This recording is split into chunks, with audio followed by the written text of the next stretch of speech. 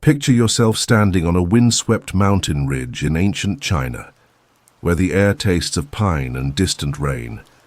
Below you stretches a land of endless possibilities and endless threats. Here, where the earth meets the sky, human ambition would carve its greatest testament into stone and earth. This is the story of the Great Wall of China. A tale not just of bricks and mortar, but of dreams, sacrifice, and the eternal human desire to build something that will outlast the stars themselves. The mist clings to the valleys like memories of those who came before. In the distance, you can almost hear the whispers of millions of souls who gave their lives to this impossible dream.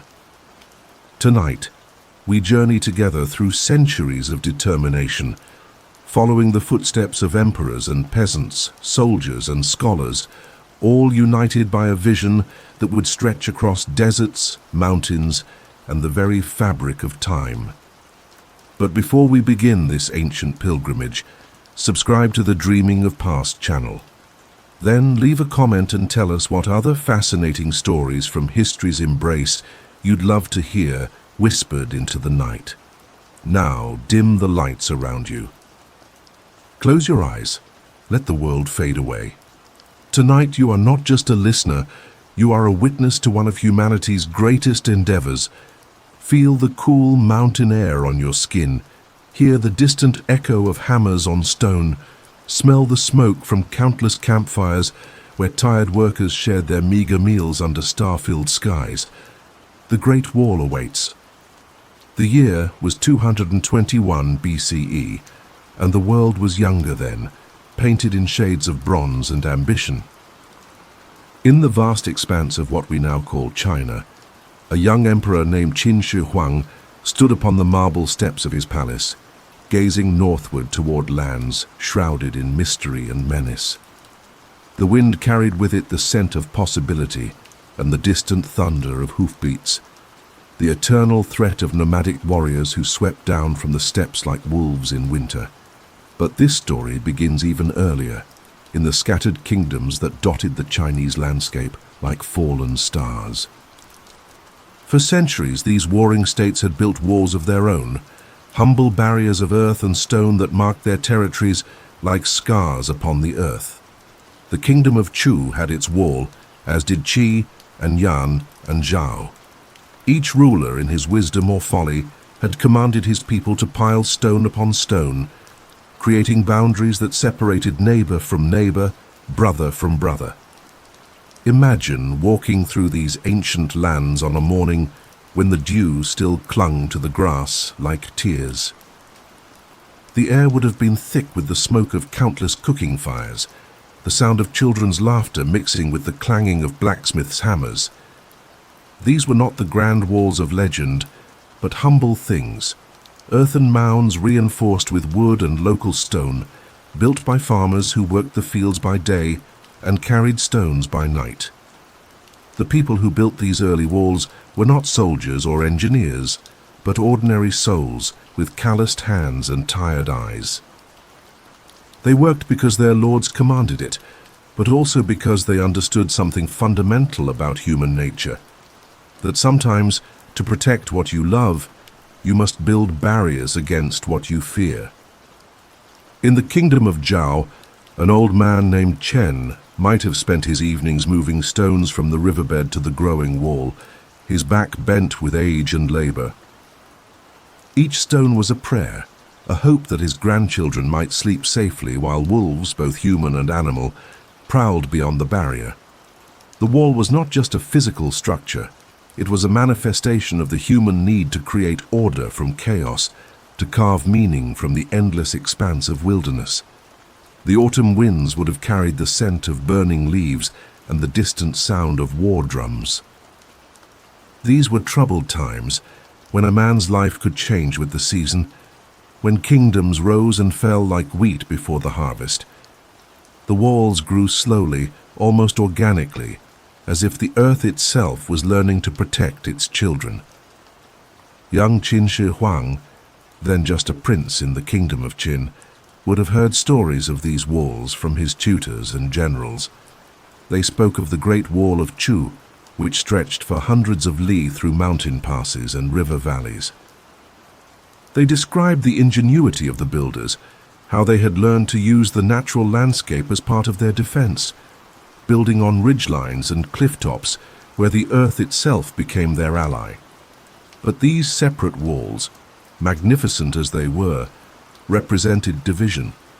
They were symbols of a fractured land, of a people who had forgotten how to trust one another. As the prince grew to manhood, as he learned the arts of war and governance, a greater vision began to take shape in his mind. He dreamed not of walls that divided, but of a single great barrier that would unite his people against a common threat. The northern steppes stretched beyond the horizon like a sea of grass, and from that sea came riders whose ancestors had learned to live with the wind and the wolf. The Xiongnu, as they were known, were not evil men. They were simply different, shaped by a harsher land that demanded mobility where the Chinese had chosen permanence. But difference in those days was often feared more than understood. Picture a Xiongnu warrior named Temujin, perhaps sitting by his fire on a cold night, gazing southward toward the lights of Chinese settlements. To him, the growing walls were not just physical barriers, but symbols of a way of life he could not comprehend. How could men choose to trap themselves behind stone and earth when the whole world lay open before them? Yet he too understood the need for protection, for his people built their walls from horseflesh and kinship, from the bonds that held the tribe together across the endless grasslands. The tension between these two worlds, the settled and the nomadic, the builders and the wanderers, would shape the next 2 millennia of Chinese history. It was a tension as old as humanity itself, the eternal struggle between those who plant and those who roam, between those who build walls and those who ride free beneath the stars. As young Qin Shi Huang walked the battlements of his father's palace, feeling the rough stone beneath his feet and the weight of destiny upon his shoulders, he carried within him the seeds of an impossible dream. He envisioned a wall that would stretch from the Yellow Sea to the western deserts, a barrier so magnificent that it would be visible from the heavens themselves. It would be built not by scattered kingdoms jealously guarding their borders, but by a united people working toward a common goal. The dream was audacious beyond measure. It would require the labor of millions, the wealth of nations, the sacrifice of generations. Men would die for it, families would be torn apart by it, and the very landscape would be forever changed by its construction. Yet in that dream lay something beautiful as well. The vision of a people united, of a land at peace, of children who could sleep safely while the wall stood guard against the darkness. The stars wheeled overhead, indifferent to human ambition, as the future emperor planned his great work. Somewhere in the distance, a night bird called, its voice carrying across the valleys like a prophecy of the centuries to come. The Great Wall of China was about to be born, and with it, a new chapter in the story of what it means to be human. The morning mist clung to the valleys like the breath of sleeping dragons, as Qin Shi Huang, now truly emperor of all China, stood before his assembled ministers in the great hall of his palace. The year was 220 BCE, and the world had changed forever. The Warring States period was over, ended by the sword and the will of one man who had dared to dream of unity. But with victory came new challenges, new threats that prowled at the edges of his newly forged empire like shadows at twilight. The emperor's voice, when he spoke, carried the weight of absolute authority, yet underneath lay something deeper, a vision so vast that it took the breath away. "We have united the lands within," he declared, his words echoing off the painted walls where dragons danced among clouds. "But beyond our borders, the barbarians gather like storms on the horizon. The time has come to build something eternal, something that will stand long after we have returned to dust. Picture the scene, courtiers in silk robes the color of autumn leaves, their faces reflecting the golden light of 1,000 oil lamps. Outside, the empire stretched to every horizon, from the rice paddies of the south to the windswept plains of the north, from the great rivers that carved their way through ancient mountains to the desert wastes where only the hardiest souls dared to dwell. And everywhere people looked to their emperor with a mixture of hope and fear, wondering what new miracle or catastrophe his will might bring. The emperor's chief architect, a weathered man named Meng Tian, stepped forward from the shadows. His hands, scarred by decades of building and battle, held scrolls that rustled like autumn leaves in the morning breeze. These were not ordinary plans. They were the blueprints for immortality, the detailed drawings of a wall that would stretch across the known world like a dragon of stone and earth. "My lord," Meng Tian said, his voice steady despite the magnitude of what he was proposing, "the existing walls of the former kingdoms can be connected, strengthened, extended. But to truly secure our northern border, we must think beyond mere defense. We must build a barrier that becomes part of the landscape itself, as natural as the mountains and as enduring as the rivers." The emperor nodded slowly, his eyes fixed on the map spread before him. Here was the wall of Zhao, snaking through mountain passes where eagles nested. There was the fortification of Yan, following the course of rivers that had carved their beds in the youth of the world. Each existing wall represented the dreams and fears of the old kingdoms, but now they would be woven together into something greater than the sum of their parts. But this was not merely a military project, it was a spiritual one. The emperor understood that to truly unite his people, he needed to give them a common purpose, a shared labor that would bind them together more surely than any law or decree.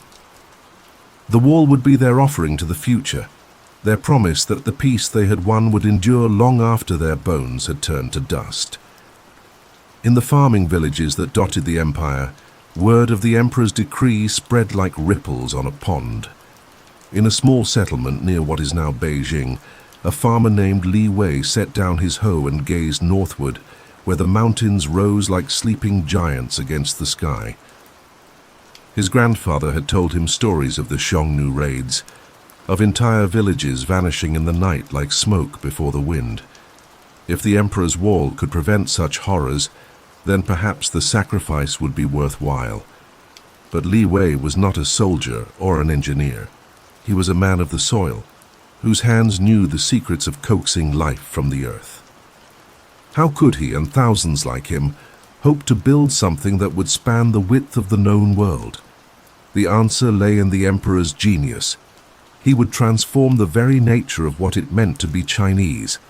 Every citizen would become a builder, every village a workshop, every family a part of the great endeavor. The logistics were staggering. Millions of workers would need to be fed, housed, and organized. Materials would have to be quarried, shaped, and transported across vast distances. Roads would need to be built, just to reach the construction sites. Entire forests would be felled to provide timber for scaffolding and supports. Rivers would be diverted to carry stone and earth to where they were needed most. Imagine the scene in the emperor's planning chamber as his advisors worked through the night, their voices a low murmur punctuated by the scratch of writing brushes and the soft rustle of silk. Maps covered every surface, marked with symbols that only they could read, the secret language of empire building. Here was a mountain pass that would need to be fortified, there a river crossing that would require a fortress. Each mark on the map represented months of labor, thousands of lives, the reshaping of the landscape itself. The emperor's vision extended beyond the mere physical structure.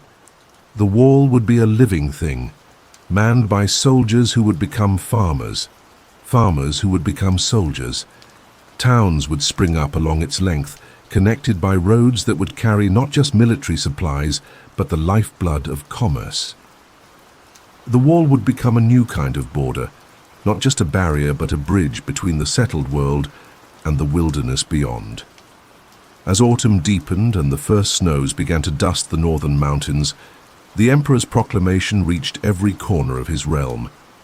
In the southern provinces, where the air was thick with humidity and the scent of flowering trees, local governors received their instructions written on silk scrolls, sealed with the dragon's mark. In the western deserts, where the sun painted the sand in shades of gold and copper, tribal leaders learned that their people too would be called to serve the great work. The emotional weight of the undertaking was enormous. Families would be separated, perhaps forever. Young men would leave their villages to labor in distant mountains, their mothers' tears mixing with the morning dew as they watched their sons disappear into the mist.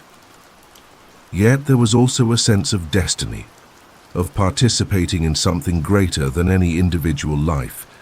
The wall would be their immortality, their contribution to the eternal story of their people.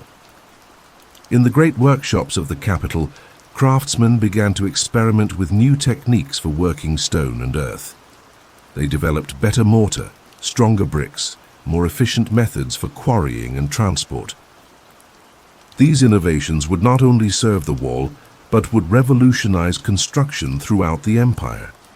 In a sense, the wall was forcing China to reinvent itself, to become a nation of builders and engineers on a scale never before imagined. The emperor himself took a personal interest in every detail.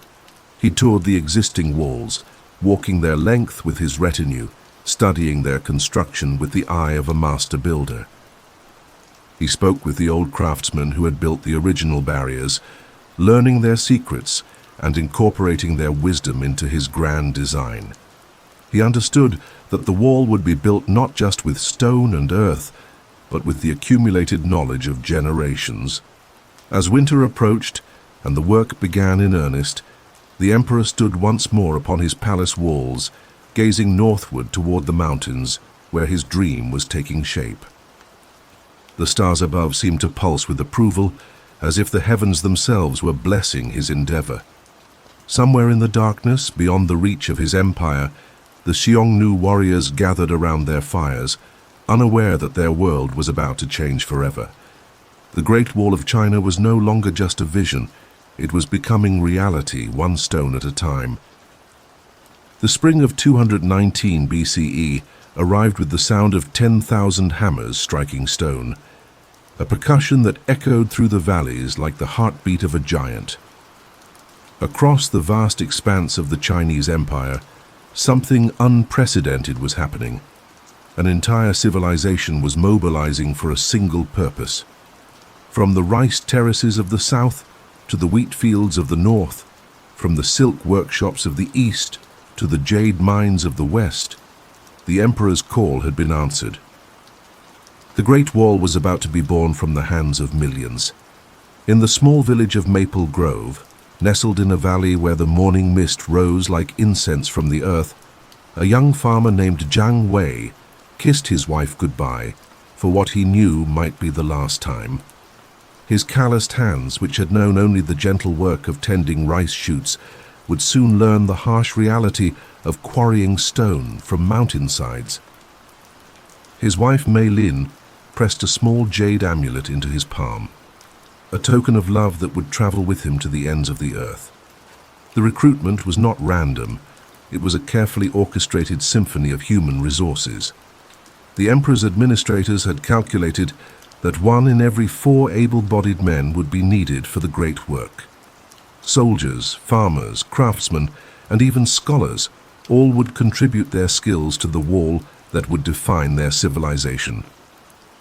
But the true burden would fall on the peasantry, those millions of souls who had always borne the weight of imperial ambition on their shoulders. Picture the great assembly points that sprang up like mushrooms after rain throughout the empire. At the confluence of the Yellow River and the Wei, a temporary city of tents and workshops housed 50,000 men, all waiting for their assignments. The air was thick with the smoke of cooking fires and the sound of voices speaking in a dozen different dialects. Here was a silk weaver from Suzhou, there a stone mason from Luoyang, and everywhere the patient farmers who formed the backbone of the empire. The logistics were staggering in their complexity. Each worker needed to be fed, housed, and equipped. Supply lines stretched for thousands of li, carrying everything from iron tools to medicinal herbs. Entire government departments were created solely to manage the flow of materials and men. In the capital, bureaucrats worked by candlelight, their brushes dancing across endless scrolls as they calculated how many bushels of rice, how many bolts of cloth, how many pairs of straw sandals would be needed to sustain the great work. But beyond the numbers lay the human cost. In the village of Willow Creek, an old grandmother named Chen held her grandson close, knowing that when the spring floods receded, he would be gone. She had already lost her son to the Emperor's wars of unification.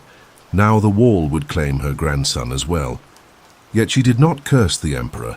She understood that great things required great sacrifice, and that the wall might ensure that her great-grandchildren would never know the terror of barbarian raids. The journey to the construction sites was often as dangerous as the work itself. Workers from the southern provinces faced a trek of many weeks through terrain that grew increasingly hostile as they moved north.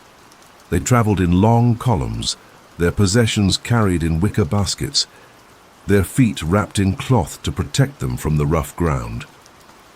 Many would never see their homes again, not from the work alone, but from the diseases that struck overcrowded camps, the accidents that claimed the unwary, the simple exhaustion that comes from pushing human endurance beyond its limits.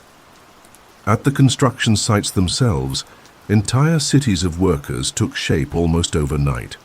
The largest of these temporary settlements housed more than 100,000 laborers, making it one of the most populous places in the world.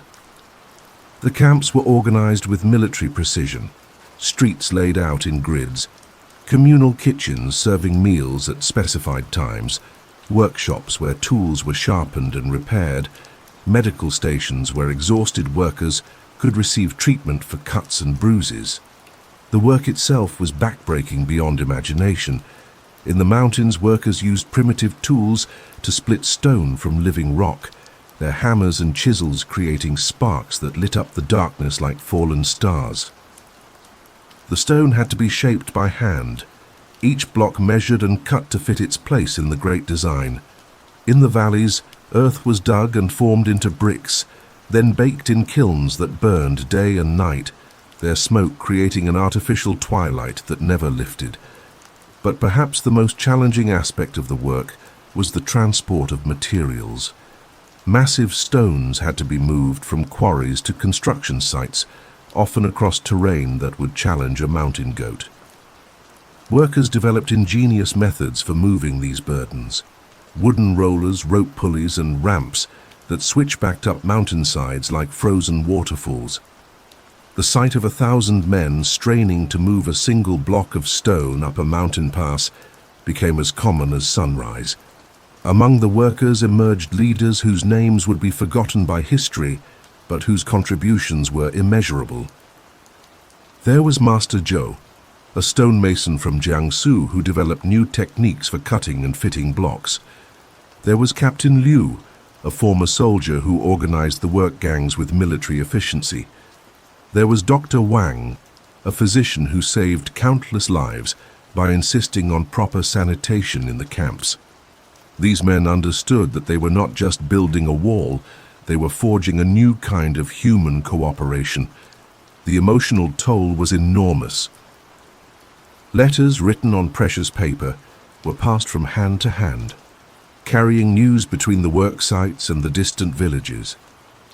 A wife might learn that her husband had been assigned to the eastern sections near the sea. A mother might receive word that her son had been promoted to oversee a stone-cutting operation.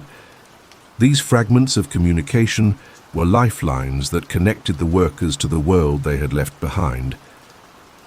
Yet there was also a sense of purpose that transcended individual suffering. The workers could see the wall taking shape day by day, rising from the earth like a dragon awakening from ancient slumber. They understood that they were participating in something that would outlast empires, that their children's children would point to the wall and say, "Our ancestors built this." In the evening, around their cooking fires, they would speak of the wall as if it were a living thing, growing stronger with each passing day. The emperor himself made frequent visits to the work sites, not merely to inspect the progress, but to show his solidarity with the workers. He would walk among them, his golden robes somehow less impressive than the simple determination in their eyes.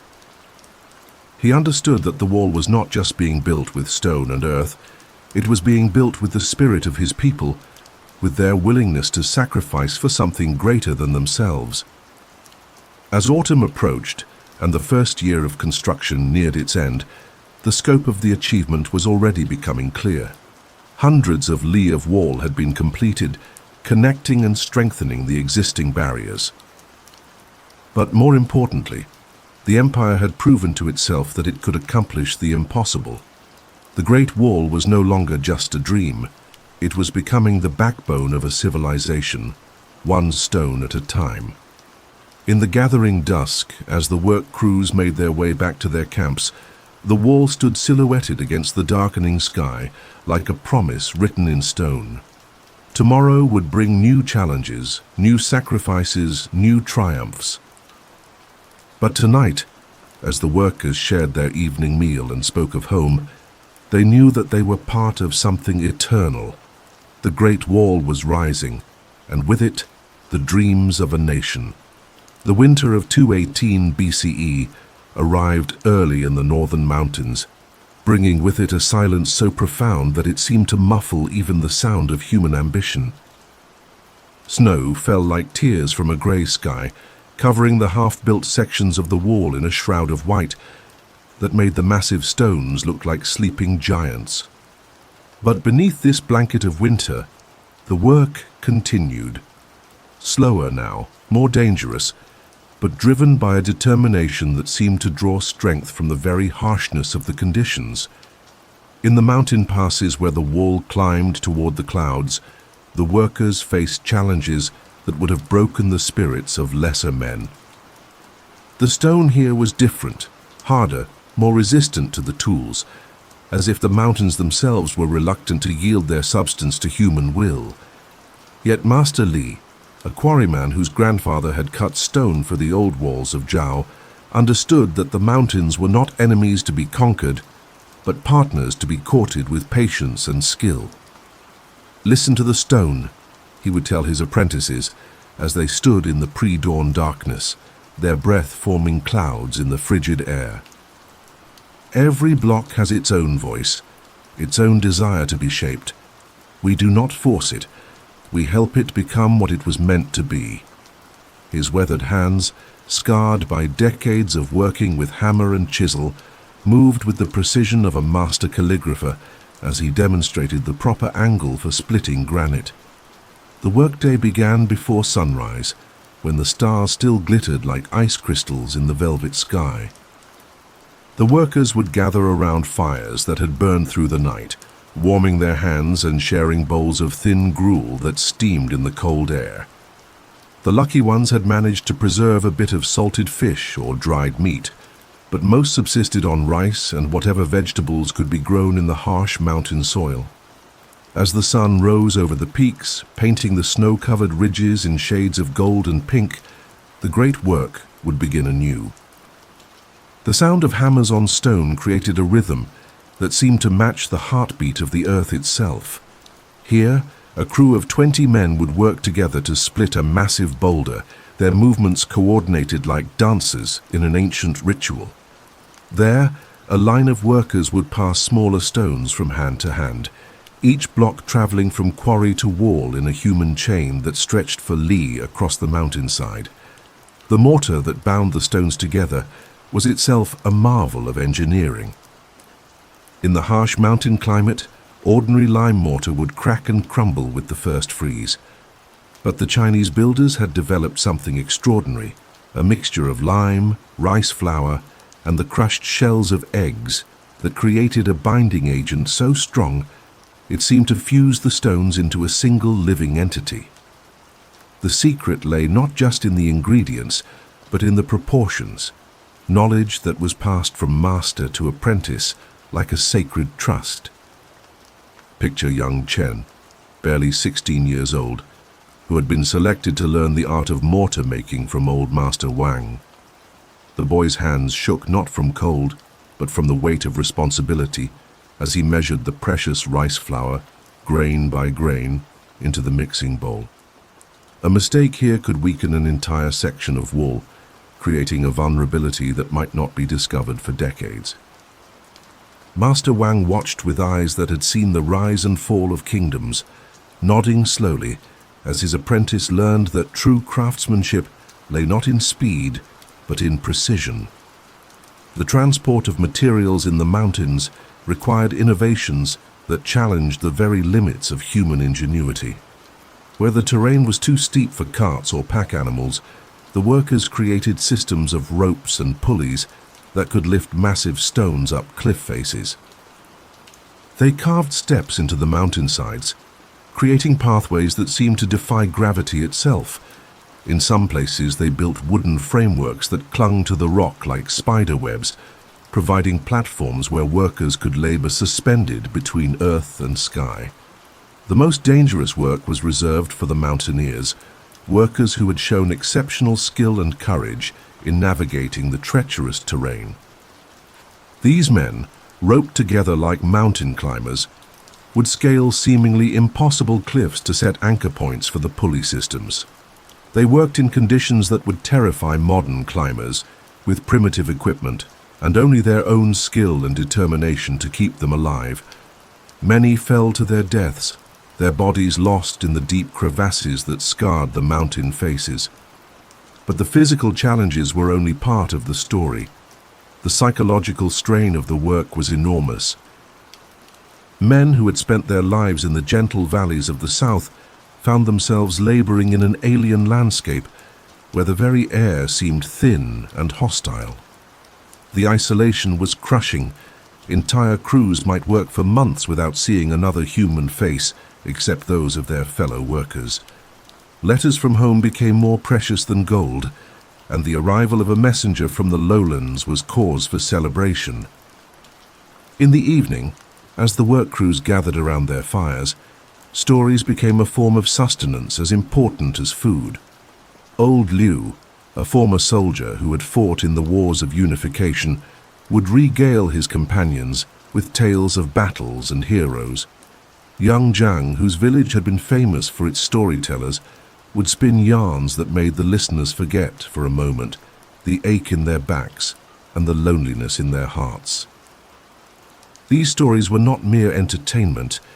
They were the threads that bound the workers together, creating a sense of shared purpose that transcended individual suffering.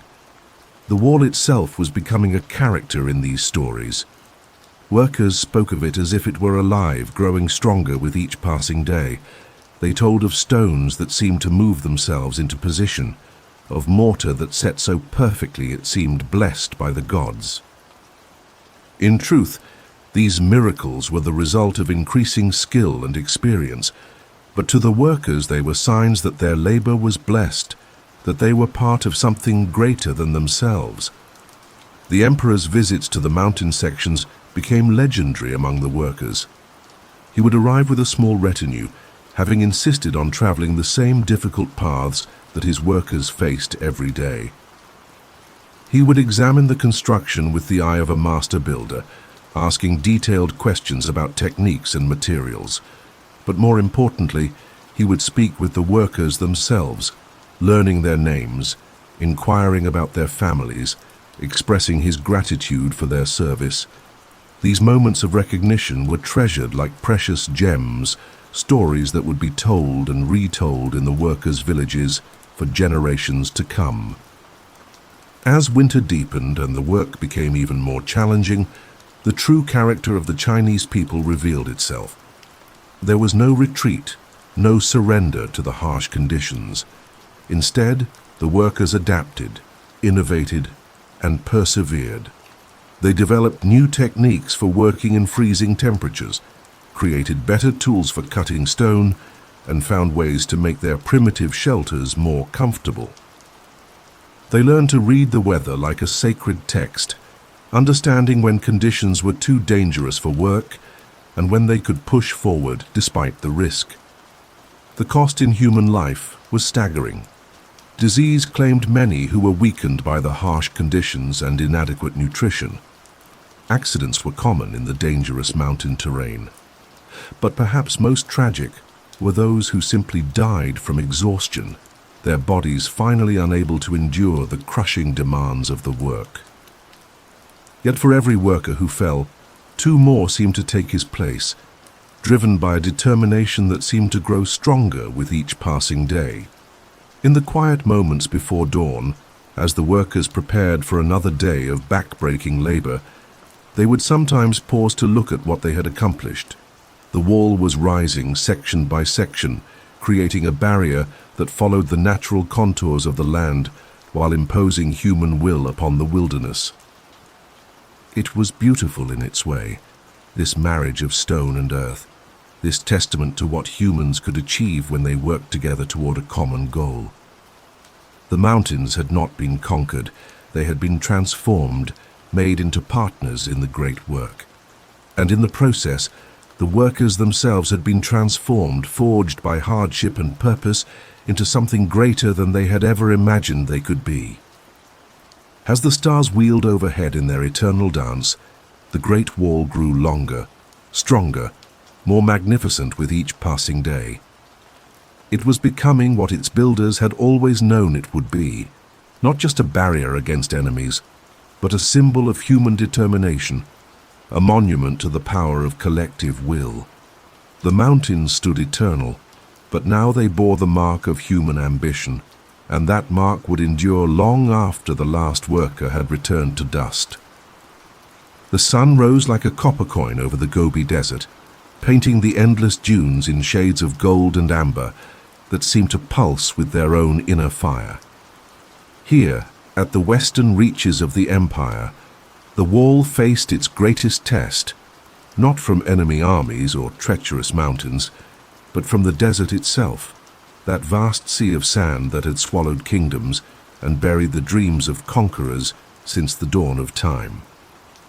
In the year 217 BCE, as the construction of the Great Wall pressed ever westward, the workers encountered a landscape that seemed to exist outside the normal laws of earth and stone. The desert was a shapeshifter, constantly changing its face with each passing wind. Dunes would rise overnight where none had existed before, and landmarks that had guided travelers for generations would vanish like mirages in the morning heat. Building a wall in such a place seemed not just difficult but impossible, like trying to chain the wind itself. Yet the emperor's vision knew no bounds. Where the mountains had required strength and endurance, the desert demanded ingenuity and adaptation. The workers who were sent to this harsh frontier were volunteers, men who had proven themselves in the earlier phases of construction and who possessed the rare combination of skill and determination needed to work in one of the most inhospitable places on earth. General Wang Jian, a grizzled veteran of the Unification Wars, had been appointed to oversee the desert construction. His weathered face, creased by years of sun and wind, bore the scars of countless battles, but his eyes still held the fire of youth. He understood that fighting the desert was like fighting the sea. Success lay not in conquest, but in learning to work with forces far greater than any human will. The desert teaches patience, he would tell his officers as they gathered in the pre-dawn darkness, their faces lit by the flickering flames of oil lamps. It does not yield to force, but it can be persuaded through understanding. We must learn its moods, its rhythms, its secrets. Only then can we build something that will endure. The workers who had been chosen for this assignment came from all corners of the empire, but they shared certain qualities that made them suited for the desert work. There was Master Zhang, a hydraulic engineer who had spent years studying the flow of water through sand. There was Captain Li, a former caravan guard who knew the desert's dangers as intimately as a sailor knows the sea. There was Dr. Wu, a physician who had learned to treat the unique ailments that plagued desert dwellers, the madness that came from too much sun, the fever that struck when the body lost too much water, the gradual weakening that came from breathing sand-laden air. The first challenge was simply surviving in the desert long enough to begin work. The workers had to learn to read the subtle signs that predicted sandstorms, to find water in seemingly barren landscapes, to protect themselves from the sun's merciless rays. They wrapped themselves in layers of cloth that made them look like walking ghosts, their faces covered except for their eyes, which they protected with ingenious goggles made from polished jade. The construction techniques had to be completely reimagined for the desert environment. Traditional mortar would crack and crumble in the extreme heat, so the builders developed a new mixture using local minerals and the crystallized salt that could be found in certain oases. The stones themselves were different here, not the granite and limestone of the mountains, but a harder, more resistant rock that had to be quarried from deep beneath the sand. But the most innovative adaptation was the use of the desert's own materials. Where stone was scarce, the builders learned to create walls from compacted sand and clay, using techniques that had been perfected by the desert nomads over centuries.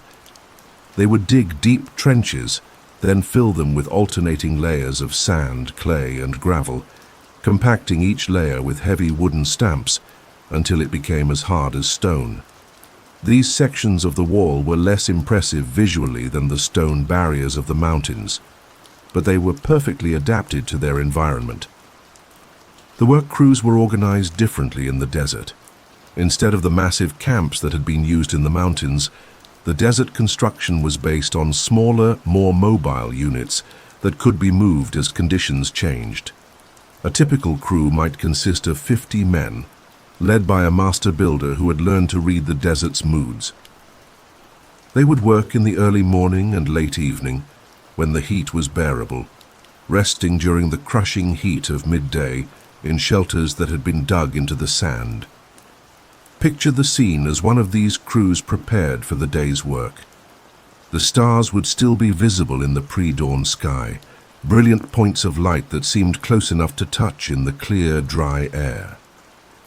The workers would emerge from their underground shelters like hibernating animals, their movements slow and careful as they checked their equipment and prepared their tools.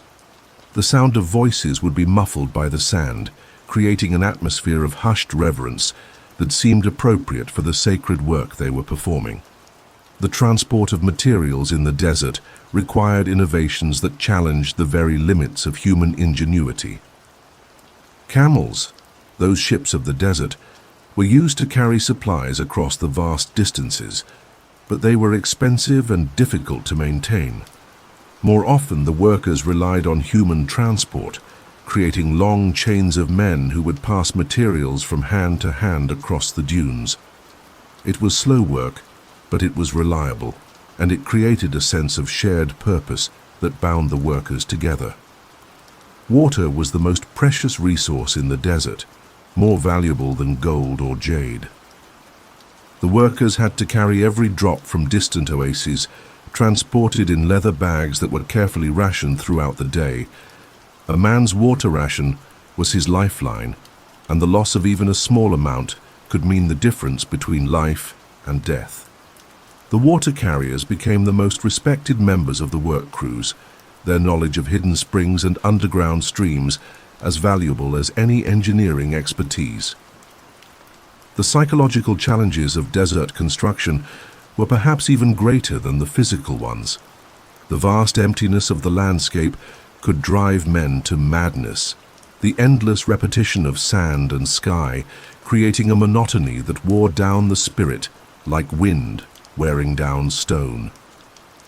Many workers reported seeing visions in the heat, cities that appeared on the horizon only to vanish when approached, relatives calling to them from empty dunes, great armies marching across the sand like ghosts from another age.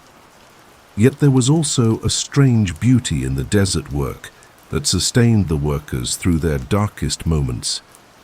The sunrises and sunsets were spectacular beyond description, painting the sky in colors that had no names and turning the sand into a sea of liquid fire. At night, the stars were so brilliant that they seemed to sing, and the silence was so profound that it felt like a blessing. In this harsh landscape, the workers found a kind of peace that was impossible in the crowded world they had left behind.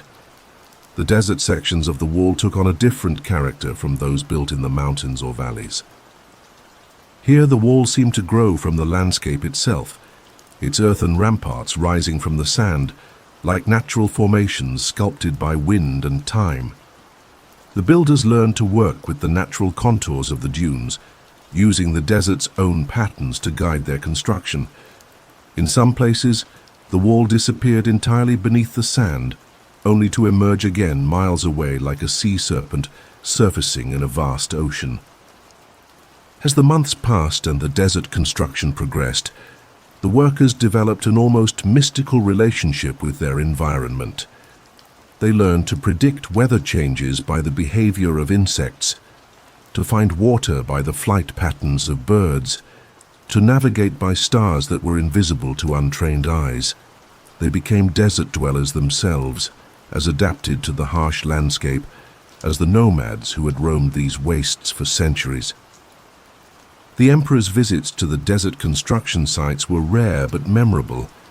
When he did come, traveling with a small escort across the burning sands, his presence seemed to transform the workers. They would gather in the evening around great fires that sent sparks dancing toward the stars, listening as their emperor spoke of the wall's importance to the empire's future. His words carried across the desert silence like prophecy, reminding the workers that their sacrifice was building something eternal. As winter approached in the outside world, the desert construction continued with barely a pause. Here, winter meant cool nights and bearable days, a blessed relief from the summer's crushing heat. The work pace increased, and new sections of wall rose from the sand with surprising speed. But the workers knew that summer would return, bringing with it the trials that tested human endurance to its very limits. In the quiet hours before dawn, as the desert lay wrapped in silver moonlight, the workers would sometimes climb to the top of completed sections and gaze westward toward lands that existed only in legend. They knew that beyond the next dune, beyond the next mountain range, lay kingdoms and peoples that had never heard of the Chinese Empire.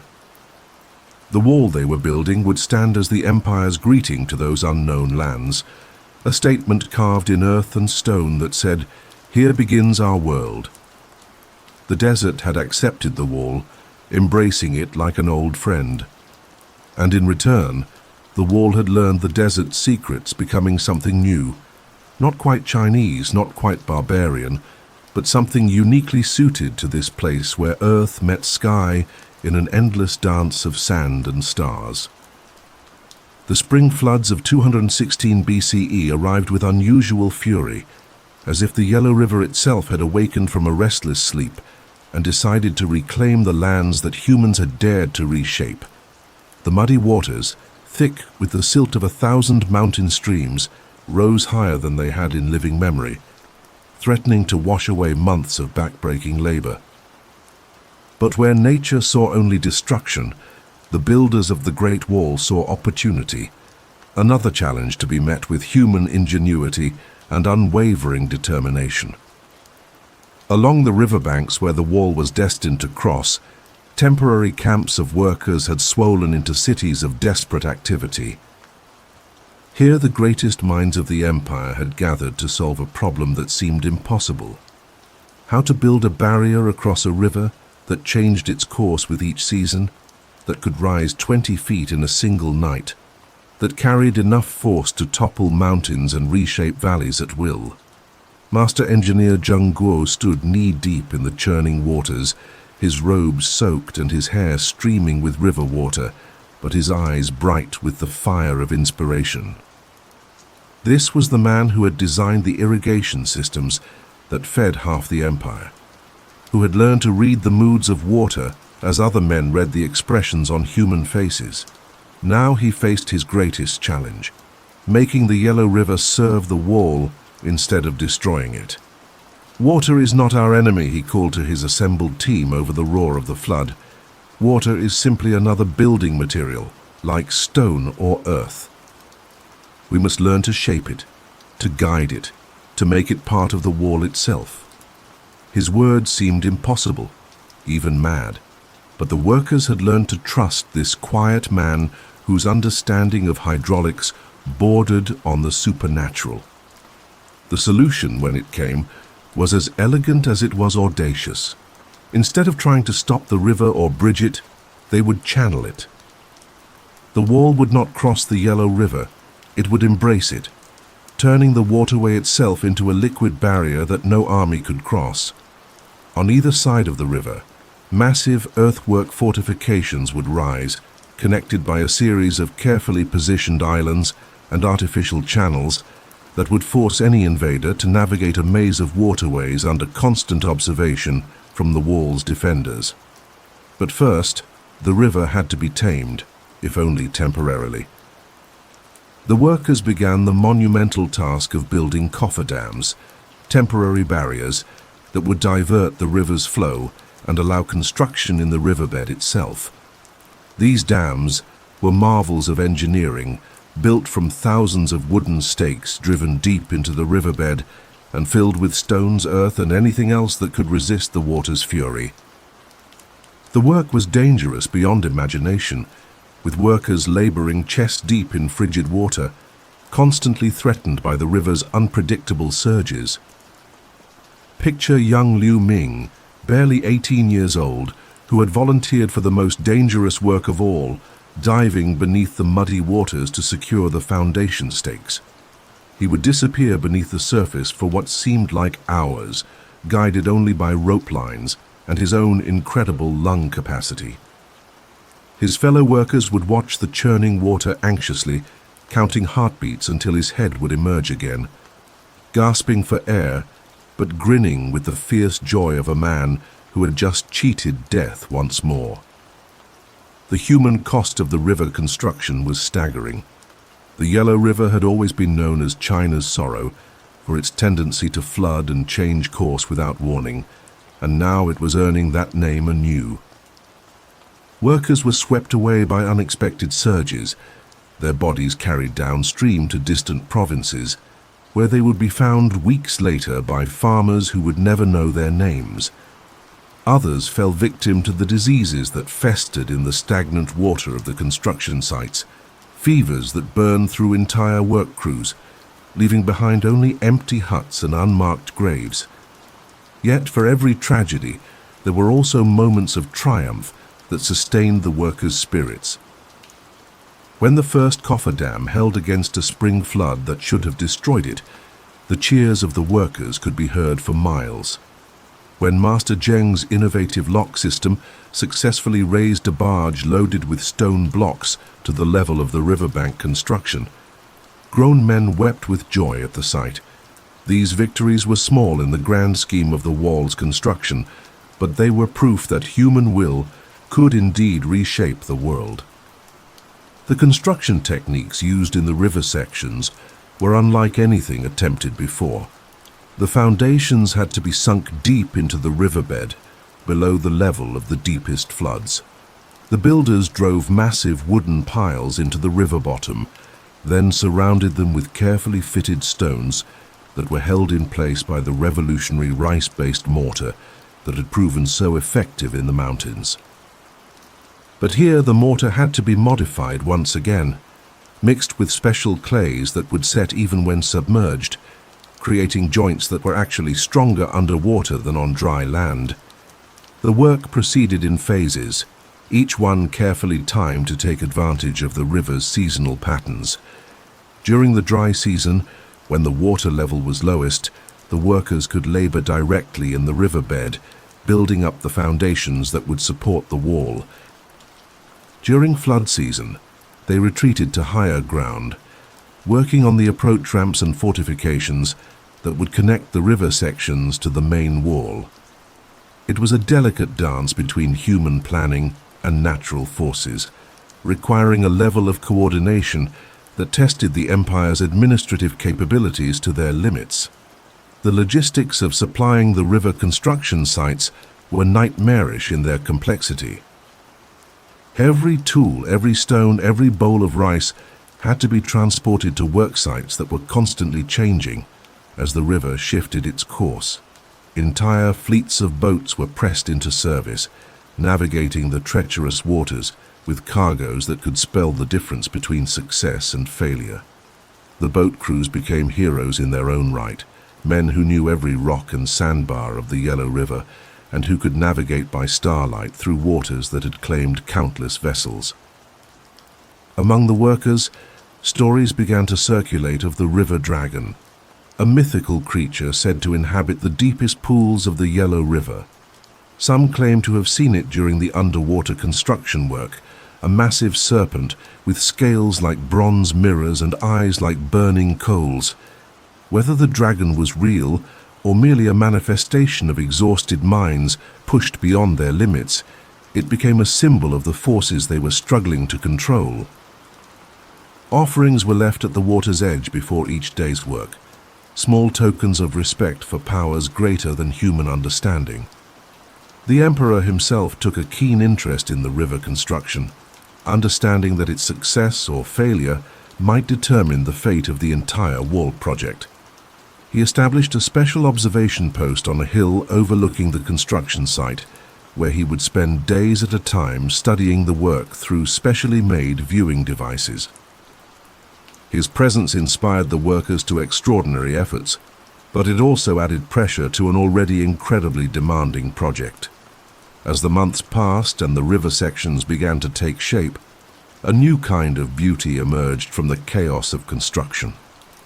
The wall here was different from its mountain or desert counterparts, more fluid, more organic, seeming to grow from the water itself like some vast water lily carved from stone. The reflection of the wall in the river created an optical illusion that made it appear twice as tall, a mirror image that seemed to extend down into the depths of the earth. The success of the river construction required innovations that would influence Chinese engineering for centuries to come. The lock systems developed here would later be used in the Grand Canal.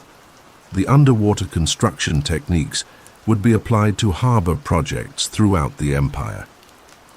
The hydraulic knowledge gained from wrestling with the Yellow River would transform agriculture across China. In a sense, the Great Wall was not just a military fortification, it was also a vast engineering school where the greatest minds of the empire learned to push the boundaries of what was possible. As autumn arrived and the river construction neared completion, the workers could finally see the full scope of their achievement. The Yellow River, that ancient enemy of Chinese civilization, had been transformed into an ally. Its waters now flowed through carefully designed channels that enhanced the wall's defensive capabilities while providing a transportation route for supplies and reinforcements.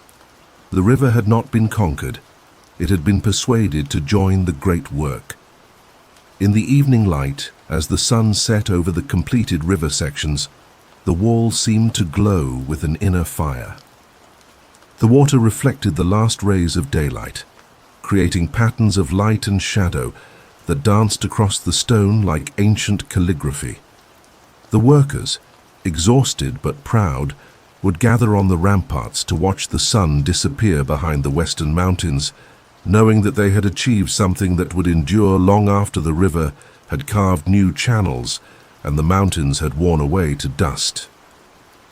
The Yellow River flowed on toward the sea, but now it carried with it the dreams and ambitions of a united empire. The Great Wall had learned to embrace the water, and in return, the water had learned to serve the wall.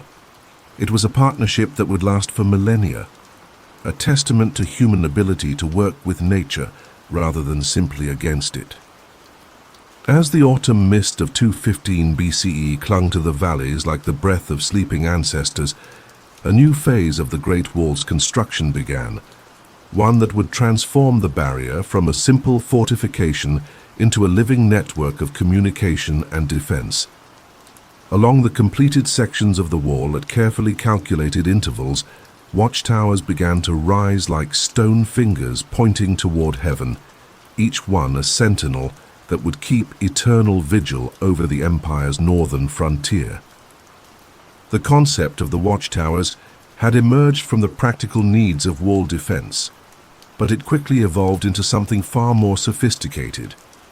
These towers would not merely house guards, they would serve as the nervous system of the wall, a communication network that could carry messages across vast distances with unprecedented speed. A signal fire lit on the eastern shores could relay its message to the western deserts in a matter of hours, making the entire wall responsive to threats anywhere along its length. Master architect Du Wei had spent months designing the perfect watchtower, studying everything from the ancient beacon towers of the warring states to the lighthouses that guided ships along the Empire's coasts.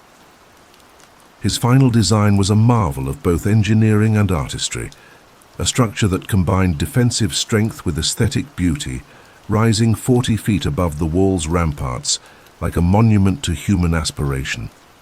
The construction of each tower was a work of art in itself. The foundations were sunk deep into bedrock, anchored by massive stones that would remain unmoved even if the earth itself should tremble. The walls rose in careful layers, each course of stone fitted with the precision of a master jeweler. The towers tapered as they rose, their upper levels supported by ingenious systems of brackets and corbels that distributed the weight evenly, while creating interior spaces that were both functional and beautiful. Picture the scene as the first tower neared completion in the mountains, east of what would one day be called Beijing. The workers had labored for 3 months to build this single structure, hauling massive stones up treacherous mountain paths, mixing mortar in the bitter cold, fitting each block with a precision that would have impressed the builders of palaces. Now, as the last stone was set in place and the final coat of lime plaster applied to the walls, the tower stood ready to begin its eternal watch. The interior of a watchtower was a wonder of efficient design. The ground floor served as a barracks for the permanent garrison, with sleeping platforms built into the walls and storage alcoves for weapons and supplies. The second floor housed the communication equipment, mirrors for flashing signals during the day, braziers for beacon fires at night, and the precious supply of special fuel that would create the distinctive colored smoke used in the tower's signal system. The top floor was the observation deck, protected by crenellated walls that provided cover for the sentries while allowing them clear views in all directions. Here, the most experienced guards would spend their watches, men whose eyes had been trained to detect the slightest movement on the horizon, whose knowledge of the local terrain was so complete that they could spot an approaching army while it was still days away from the wall. But the true innovation of the watchtower system lay in its communication capabilities. The Chinese had developed a sophisticated code that could convey complex information using combinations of smoke signals, mirror flashes, and beacon fires. A single puff of white smoke meant all clear. 2 puffs indicated strangers approaching. A steady column of black smoke was the signal for enemy army sighted. More complex messages could be sent using sequences of signals that trained operators could read as easily as written text. The signal fires themselves were marvels of chemical engineering. Different materials produced different colors of smoke. Wolf dung mixed with sulfur created a distinctive yellow plume, while certain mineral compounds produced smoke that was almost white. The fuel was precious and carefully rationed, stored in sealed containers that protected it from moisture and vermin. A single watchtower might maintain its signal capability for months on the supplies stored in its upper chambers. Young Chen Lu, barely 20 years old, had been chosen to serve as a signal operator at Tower 15 in the mountain section. His training had taken 2 years, during which he had memorized hundreds of signal combinations and learned to operate the complex mirror systems that could flash messages across valleys, even in broad daylight. Now, as he climbed the narrow stone stairs to begin his first watch, he carried with him the responsibility for the safety of thousands of people living in the shadow of the wall. The life of a watchtower garrison was one of extraordinary isolation, broken by moments of intense activity. For weeks at a time, the guards might see nothing more threatening than a merchant caravan or a herd of wild horses. But when danger did appear on the horizon, the tower became the focal point of frantic activity, as signals were sent and received, messages relayed, and preparations made for whatever threat was approaching. The psychological challenges of tower duty were immense. Guards might spend months without seeing another human face except those of their fellow sentries. The mountain towers were particularly isolated, cut off from the outside world by weather and terrain that made regular supply runs impossible. The men who served in these remote outposts developed an almost mystical relationship with their towers, speaking of them as if they were living beings with personalities and moods. Yet there was also a strange beauty in the tower life that attracted certain types of men. The views from the observation decks were spectacular, offering panoramic vistas of landscapes that few humans had ever seen. At night, the stars seemed close enough to touch, and the silence was so profound that it felt like a form of prayer. Some guards reported that they could hear the very heartbeat of the Empire in the quiet hours before dawn, a slow, steady rhythm that spoke of millions of people sleeping safely behind the wall's protection. The towers also served as waypoints for travelers and messengers moving along the wall. Each tower maintained guest quarters where official couriers could rest and resupply, and the tower commanders were required to provide assistance to any traveler carrying proper imperial credentials. In this way, the towers became nodes in a vast network that bound the empire together, facilitating communication and trade across distances that had previously been impossible to manage. The construction of the watchtower system required innovations in logistics that challenged the empire's administrative capabilities. Each tower needed to be supplied with food, fuel, weapons, and other necessities on a regular basis. Supply convoys wound their way along the wall like columns of ants, carrying everything from rice and dried fish to the special bronze mirrors used in the signal systems. The Empire developed an entire bureaucracy devoted to tower management, with officials responsible for everything from personnel assignments to equipment maintenance. The Emperor took a personal interest in the tower system, understanding that it represented a revolutionary advance in military communication. He established a special courier service that used the towers to carry messages across the empire with unprecedented speed. Royal decrees could now reach the farthest provinces in a matter of days rather than weeks, and intelligence about barbarian movements could be transmitted to the capital almost instantly. As winter approached and the first snows began to dust the mountains, the completed towers stood like beacons of human determination against the darkening sky. Each one was a small fortress in itself, capable of holding out against a siege while maintaining communication with its neighbors. But more than that, they were symbols of the Empire's ability to project its will across vast distances, to maintain control and communication across terrain that had previously been impossible to govern. The tower guards developed their own traditions and rituals, ceremonies that marked the passing of seasons and the changing of watches.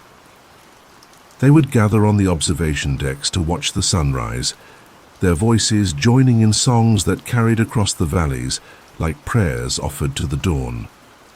These moments of shared purpose helped to combat the isolation and created bonds between guards that lasted long after their service had ended. In the evening, as the last light faded from the western sky, the towers would come alive with the glow of beacon fires. From the observation deck of any single tower, a guard could see the lights of dozens of other towers stretching to the horizon like a constellation fallen to earth. It was a sight that never failed to inspire awe, a visible reminder that they were part of something far greater than themselves. The watchtowers had become the eyes and voice of the Great Wall, extending its reach far beyond the physical barrier of stone and earth. They transformed the wall from a passive fortification into an active system of defense and communication, one that could respond to threats with the speed of thought and the efficiency of the Empire's most sophisticated administrative systems. As the snow began to fall and the year drew to a close, the towers stood ready to begin their eternal vigil. In their stone chambers, guards settled in for the long winter watches, knowing that their vigilance was all that stood between the Empire and the dangers that lurked beyond the wall. The Great Wall had found its voice, and that voice would echo across the centuries, carrying with it the hopes and fears of a civilization that had dared to dream of permanence in an impermanent world. The winter of 214 BCE descended upon the Great Wall construction sites, like a judgment from the heavens themselves, bringing with it trials that would test the limits of human endurance and reveal the true cost of imperial ambition. Snow fell for 40 days and 40 nights, transforming the wall into a white serpent that seemed to slumber beneath a blanket of ice and sorrow. But beneath that deceptively peaceful surface, the work continued, driven by a determination that had long since transcended mere obedience to imperial decree. In the mountain sections, where the workers faced conditions that would challenge the hardiest souls, the very act of survival became a form of heroism. The temperatures dropped so low that exposed skin would freeze in minutes, tools became brittle as glass, and the stones themselves seemed to resist all attempts at shaping. Yet the work continued, guided by Master Jiang, an elderly engineer whose white beard had become a cascade of icicles, but whose eyes still burned with the fire of purpose. "Winter teaches us what we are truly made of," he would tell his men as they gathered around fires that provided more comfort for the spirit than warmth for the body. "Stone and mortar, earth and timber, these are nothing. It is will that builds the wall, and will see it completed." His words formed clouds of vapor in the frigid air, but they seemed to warm the hearts of men who had forgotten what warmth felt like. The logistics of winter construction were nightmarish in their complexity.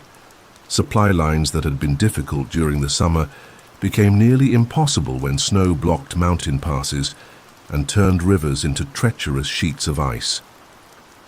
Entire convoys of supplies would vanish into snowdrifts, their precious cargoes lost, until the spring thaw revealed their frozen remains.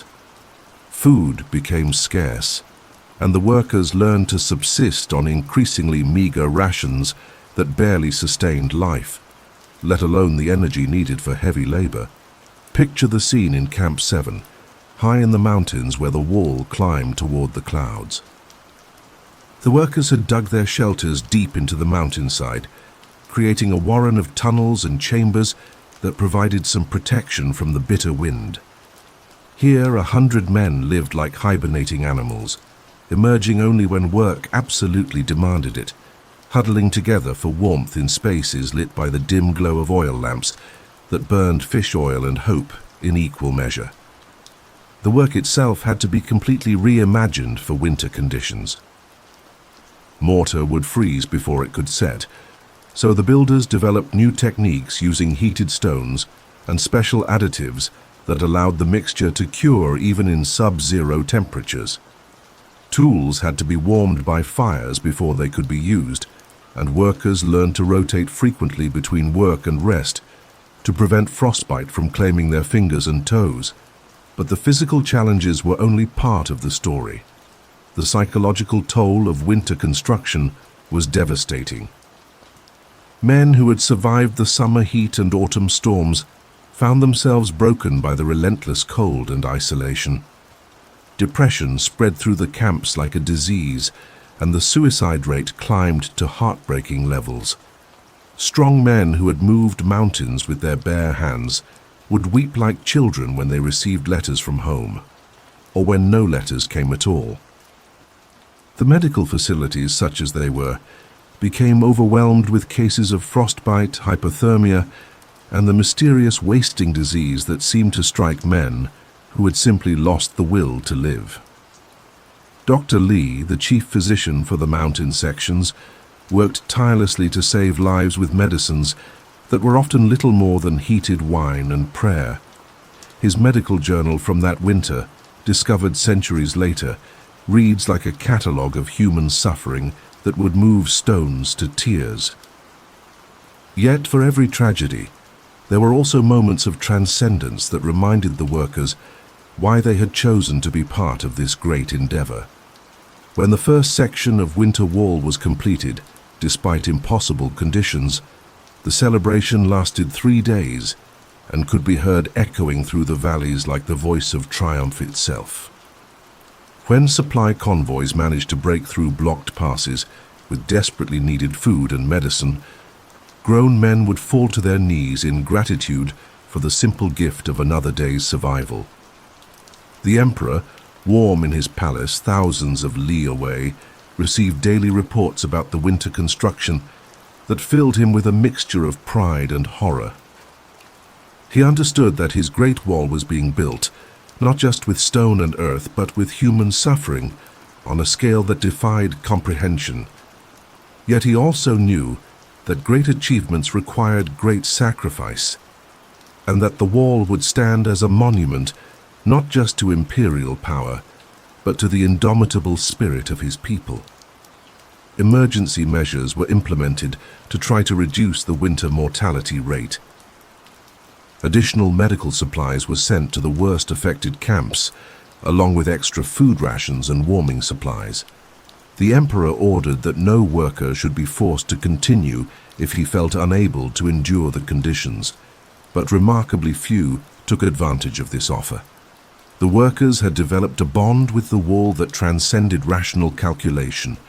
They would rather die building it than live knowing they had abandoned the great work. The spring of 213 BCE, when it finally arrived, revealed the true cost of the winter construction. Entire sections of worker camps had been abandoned, their inhabitants claimed by cold, disease, or despair. The snow melted to reveal hundreds of unmarked graves, each one representing a life sacrificed to the dream of the wall. The survivors emerged from their winter shelters like ghosts, pale and thin, but somehow transformed by their ordeal into something harder and more determined than they had been before. The wall itself had survived the winter better than its builders. The new construction techniques had proven successful, and the sections completed during the coldest months showed no signs of damage from frost or ice.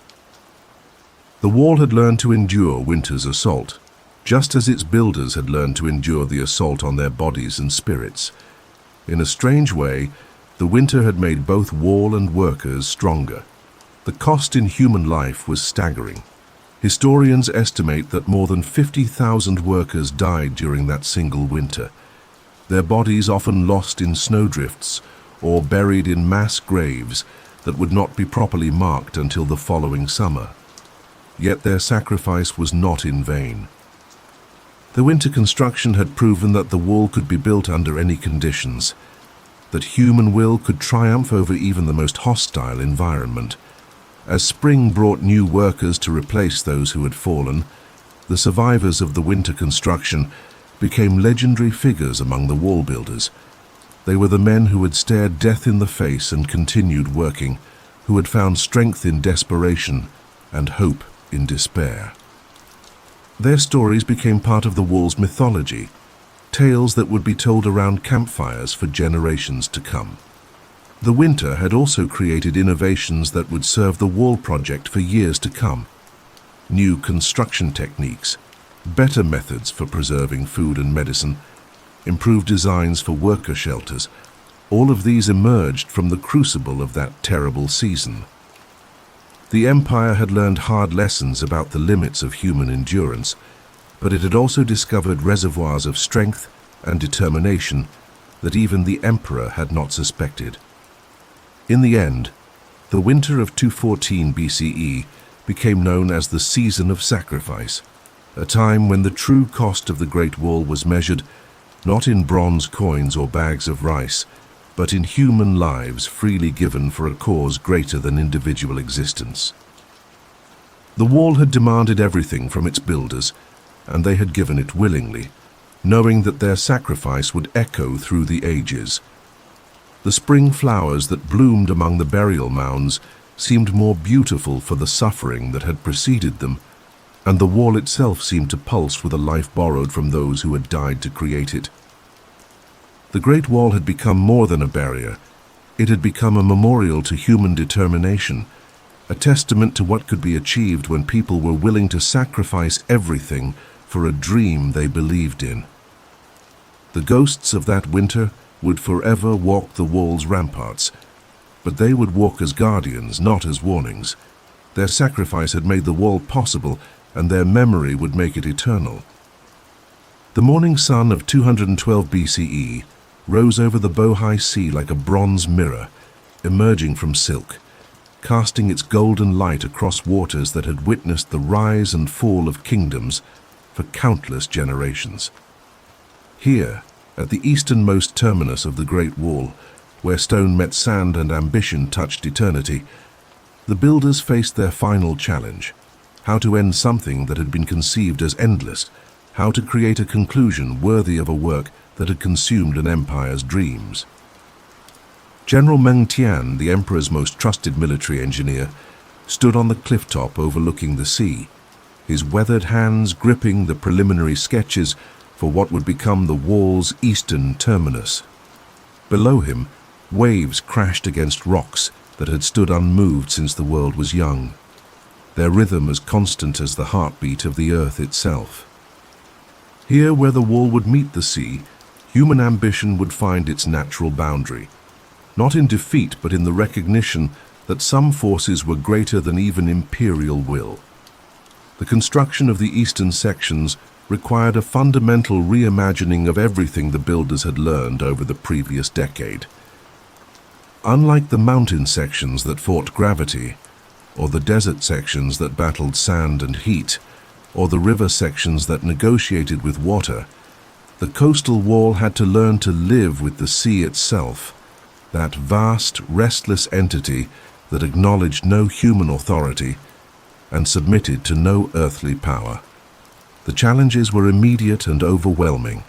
The salt air corroded metal tools within days and weakened mortar joints that had proven indestructible in other environments. The constant moisture made it impossible to keep supplies dry, and the humid air bred diseases that swept through the worker camps like invisible armies. The tides, with their eternal rhythm of advance and retreat, threatened to undermine any foundation built too close to the water's edge. But perhaps the greatest challenge was psychological. After years of building across landscapes that, however harsh, were fundamentally terrestrial, the workers now faced the infinite expanse of the sea. Many had never seen such a vast body of water, and the sight of waves stretching to the horizon created a sense of insignificance that threatened to overwhelm even the strongest spirits. How could their wall, magnificent as it was, hope to mean anything in the face of such immensity? Master engineer Wang Shu, brought from the southern provinces where he had spent decades building harbors and seawalls, understood that the coastal wall would need to be more than a mere barrier. It would need to be a dialogue between human engineering and natural forces. His solution was as elegant as it was audacious. Instead of fighting the sea, the wall would embrace it, using the water itself as part of the defensive system. Picture the scene as construction began on the first coastal watchtower. The foundation had to be sunk through sand and clay to reach bedrock 30 feet below the surface.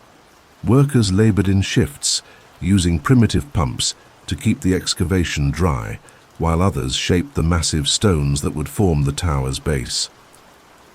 The work was constant battle against the sea's attempts to reclaim the land, with each high tide threatening to flood the construction site and wash away hours of careful labor. The workers who volunteered for coastal duty were a special breed, men who had proven themselves in other sections, but who possessed the additional qualities needed for this unique environment. There was Captain Chen, a former naval officer who understood the sea's moods as intimately as a farmer understood his fields. There was Master Liu, a harbor engineer whose innovations in underwater construction had revolutionized port building throughout the empire. There was Dr. Zhang, a physician who had developed treatments for the lung diseases that plagued men who worked too long in the salt-heavy air. The coastal wall took on a character entirely its own. Built from a special mixture of local stone and imported granite, sealed with a revolutionary mortar that incorporated crushed shells and sea sand, it gleamed like a pearl against the green backdrop of the coastal hills. The wall here was wider than in other sections, designed to accommodate the heavy siege engines that might be needed to defend against seaborne invasions. But the true innovation lay in the harbor fortifications that extended the wall's defensive capabilities into the sea itself. A series of artificial islands, connected by underwater chains and floating barriers, created a naval maze that would challenge any enemy fleet. These sea forts were marvels of engineering, built on foundations that extended deep beneath the waves and designed to withstand both enemy attacks and the sea's own assaults. The logistics of coastal construction were unlike anything attempted elsewhere on the wall. Materials had to be transported by ship, often through waters that could turn treacherous without warning. Entire fleets of vessels were pressed into service, from great transport ships that carried limestone from distant quarries to small fishing boats that ferried workers between construction sites. The harbor at the wall's terminus became one of the busiest ports in the empire, a place where the business of building met the eternal rhythm of the tides. The human cost of coastal construction was different from but no less severe than the toll taken in other environments. While workers here were less likely to die from cold or dehydration, they faced unique hazards that claimed lives with tragic regularity. Drowning was a constant threat, as was the mysterious lung sickness that seemed to strike men who breathed too much salt spray. The humid climate bred fevers that could burn through an entire work crew in a matter of days. Yet there was also a strange magic in the coastal work that sustained the builders through their darkest moments. The sea was a harsh mistress, but she was also beautiful beyond description. The sunrises over the water painted the sky in colors that had no names, and the sound of waves against stone created a music that seemed to come from the very soul of the world. At night, phosphorescent algae would light up the water with every wave, creating displays that made the workers feel as if they were building at the edge of heaven itself. The emperor's visits to the coastal sections were particularly memorable. He would arrive by ship, standing at the prow like an ancient sea king as his vessel navigated through the defensive maze his engineers had created. The sight of their emperor emerging from the sea mist like a figure from legend inspired the workers to extraordinary efforts, and progress on the coastal wall accelerated dramatically during his visits. As the months passed and the coastal fortifications neared completion, it became clear that something extraordinary had been achieved. The wall here was not just a military barrier, but a work of art that celebrated the marriage between human ambition and natural beauty. The fortresses rose from the water like fantastic palaces, their walls gleaming in the sunlight and their towers reaching toward the sky like prayers carved in stone. The final section of the coastal wall was completed on a day when the sea was unusually calm, its surface like polished jade reflecting the clear autumn sky. The last stone was set in place by the emperor himself, who had come to witness the completion of his great work's eastern terminus. As the stone settled into its mortar bed, a cheer went up from the assembled workers that seemed to make the very cliffs tremble. The eastern gate of the wall was more than just an entrance. It was a statement of imperial power that could be seen from ships miles out at sea.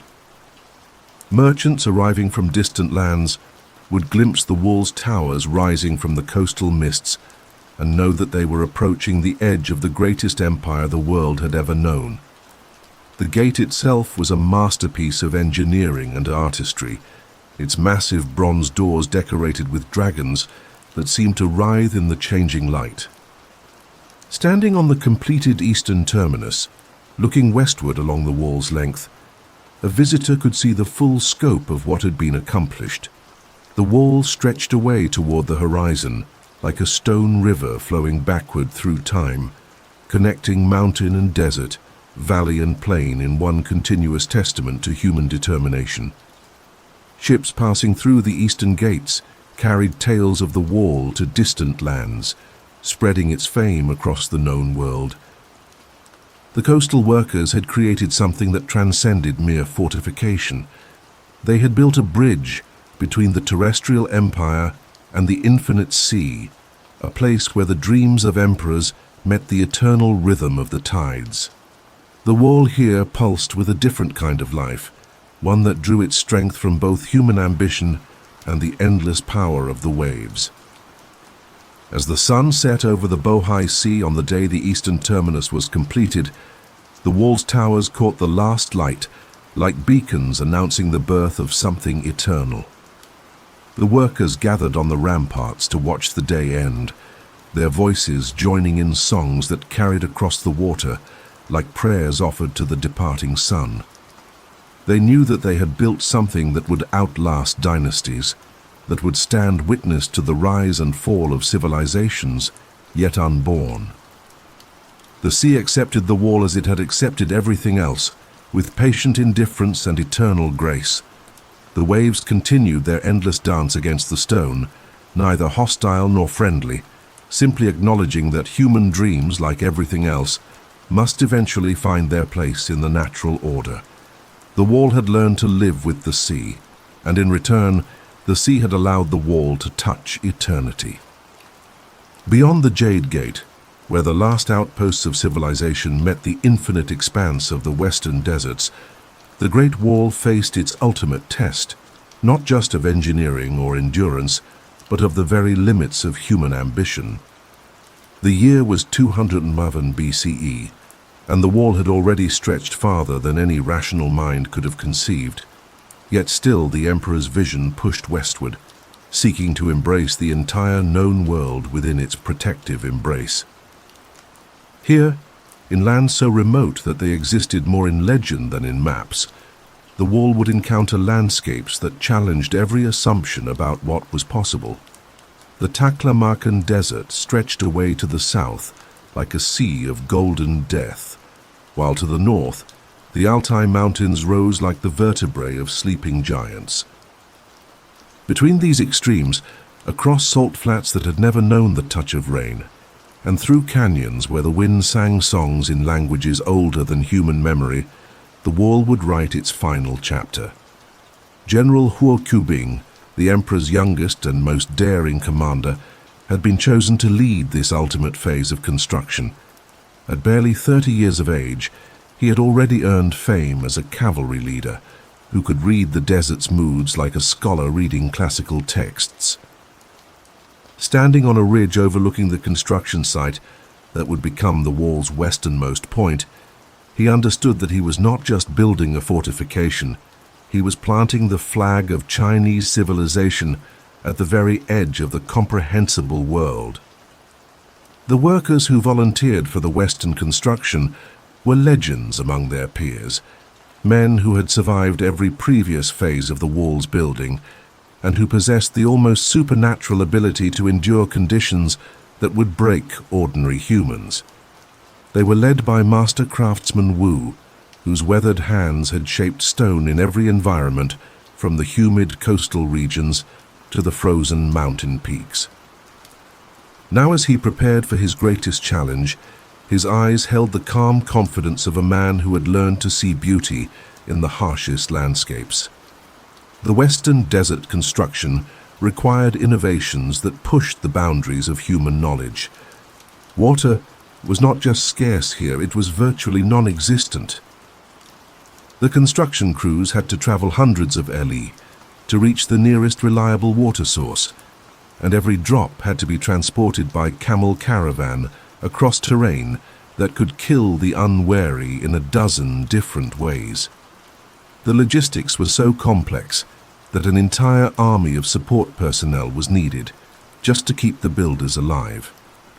Picture the scene as the first foundation stones were laid in what is now the Gobi Desert. The workers had been laboring since before dawn, taking advantage of the brief period before the sun turned the landscape into a furnace. The stones, quarried from distant mountains and transported by back-breaking human effort, seemed to shimmer in the heat, like mirages made solid. Each block had to be precisely fitted, as the extreme temperature variations would exploit any weakness in the construction. The mortar used in the western sections was the most advanced formula developed during the entire wall project. It incorporated minerals found only in these remote regions, crystalline salts that formed naturally in dried lake beds, volcanic ash that had been carried by winds from distant mountains, and rare earths that gave the mixture an almost metallic hardness. The result was a binding agent so durable that sections of Western Wall built with this mortar remain intact to this day, more than 2 millennia later. But the true innovation of the Western construction lay in its adaptation to the desert environment. Instead of fighting the sand and wind, the builders learned to use them. They developed techniques for building walls that would accumulate sand on their northern faces, creating artificial dunes that served as additional barriers.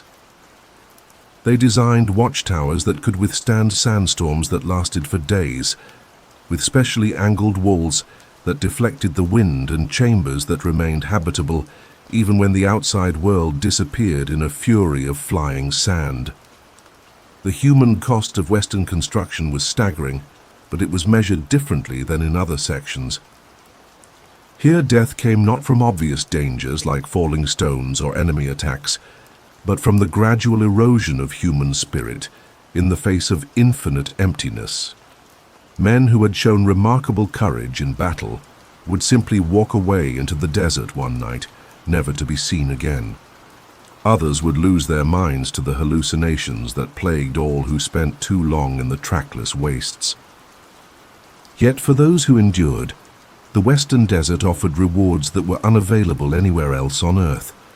The night skies were so clear that the stars seemed close enough to pluck like fruit from celestial trees.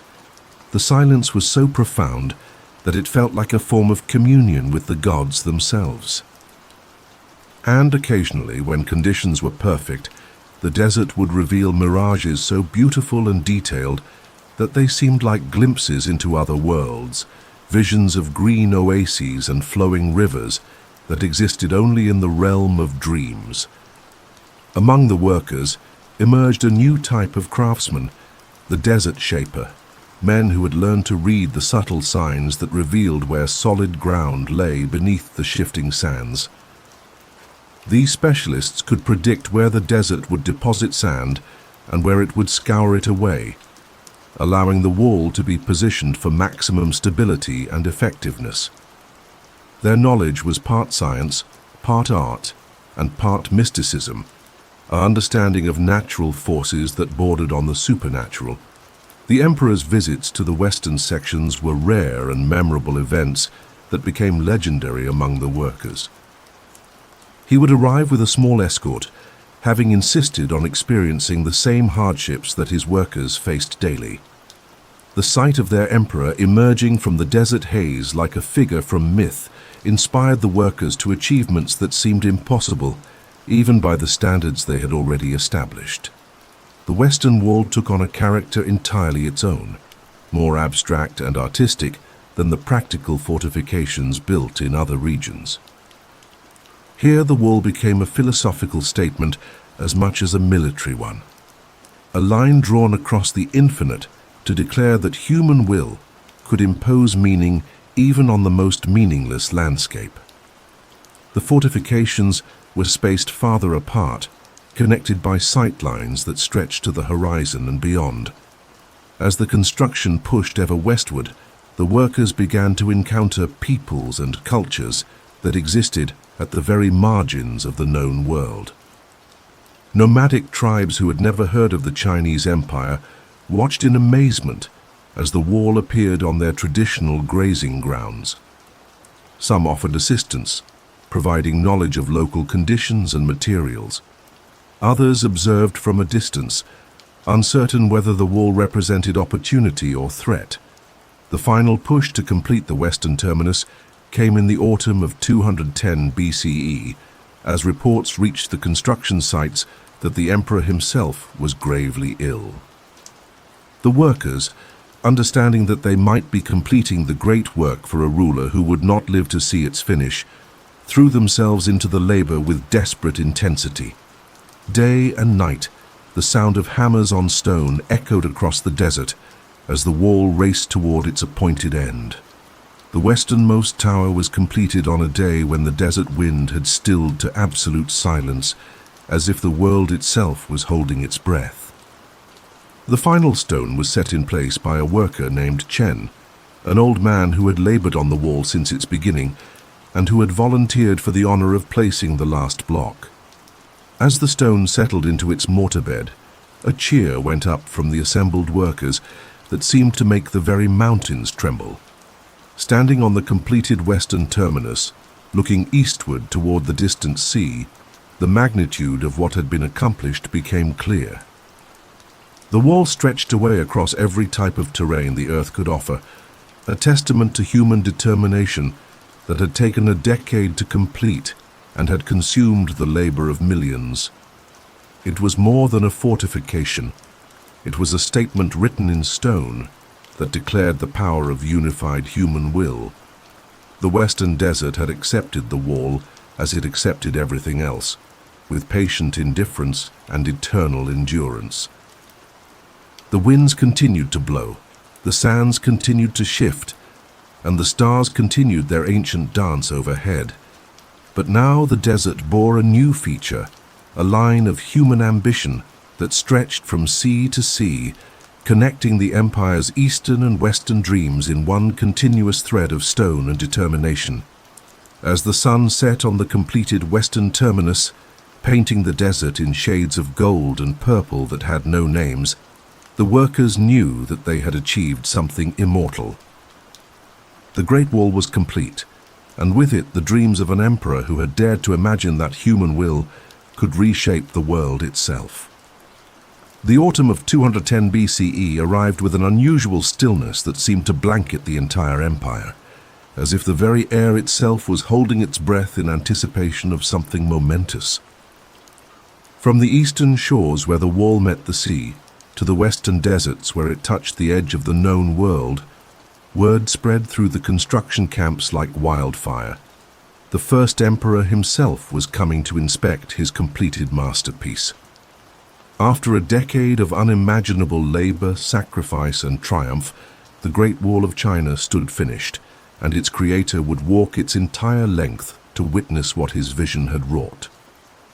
The emperor who emerged from his traveling palanquin at the wall's eastern terminus was no longer the young man who had first conceived this impossible dream. The years of rule, the weight of unifying an empire, and the constant burden of his own vast ambitions had carved deep lines into his face and turned his hair the color of winter mist. Yet his eyes still burned with the fire that had driven him to reshape the world according to his will, and his presence still commanded the absolute devotion of the millions who served under his rule.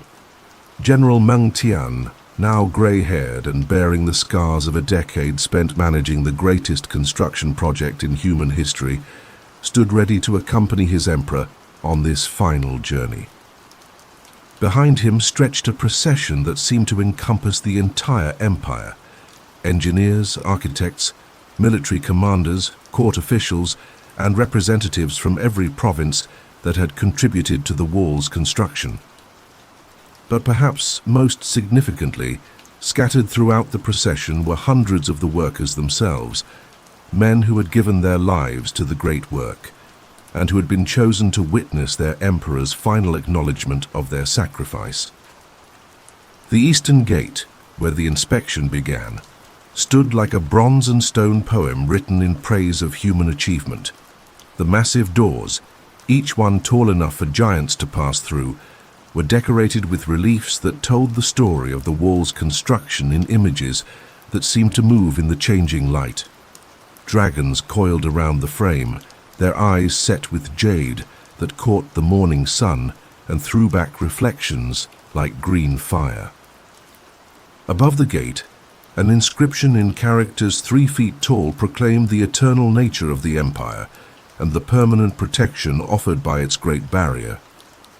As the emperor passed through the Eastern Gate and began his westward journey, he moved through landscapes that had been fundamentally transformed by his vision. Where once there had been scattered settlements and isolated fortifications, there was now a continuous corridor of civilization that stretched across the known world. The wall had become more than a military barrier. It had become the backbone of an entirely new way of organizing human society. Picture the scene as the imperial procession made its way through the mountain sections, where the wall climbed toward the clouds like a stone dragon ascending to heaven. Here the emperor paused frequently to examine the engineering solutions that had been developed to overcome seemingly impossible challenges. He spoke with Master Li, the old quarryman whose innovations in stone cutting had revolutionized construction throughout the mountains. He inspected the watchtowers that stood like sentinels against the sky, their beacon fires ready to carry messages across vast distances with the speed of light itself. The human cost of the mountain construction was still visible in the form of memorial stones that marked the places where workers had fallen during the most dangerous phases of the work.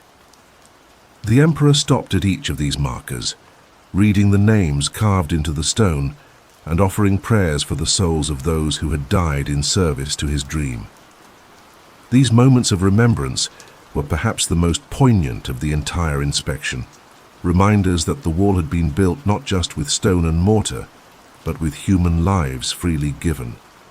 In the desert sections, the emperor encountered innovations that he had never imagined when he first conceived the wall. The builders had learned to work with the sand and wind rather than against them, creating fortifications that seemed to grow naturally from the landscape itself. The watchtowers here were marvels of adaptation, designed to withstand sandstorms that could last for days, and equipped with special systems for collecting and storing the precious water that meant the difference between life and death in this harsh environment. The emperor spent an entire day in the western terminus, standing on the ramparts and gazing out across the infinite expanse of the desert toward lands that existed only in legend. Here, at the edge of the known world, his wall made its boldest statement, a declaration that Chinese civilization could extend its protective embrace even to the most remote and hostile corners of the earth. The sight moved him to tears, though whether they were tears of joy or sorrow, even he could not say. But it was during the river crossings that the emperor experienced perhaps the greatest surprise of his inspection. The hydraulic engineers had transformed the challenges of water into opportunities for innovation, creating systems of locks, channels, and artificial islands that served both defensive and commercial purposes.